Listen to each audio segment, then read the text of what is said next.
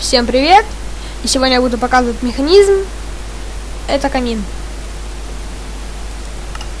Так он работает. Компактный. Что ж, приступим. Ломаем 3 блока в длину. На них липкий поршень в них. Потом ставим рядом с липкими поршнями раздатчики 2. Потом адский камень.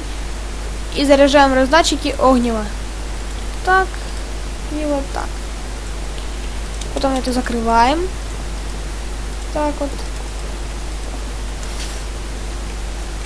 Сюда на раздатчик ставим красный факел. Потом сюда блок. И проводим редстоун. Вот так вот. И ставим рычаг. Вот, собственно, весь механизм готов. С вами был Позитивчик Крафта. Подписывайтесь на канал, ставьте лайки. Пока!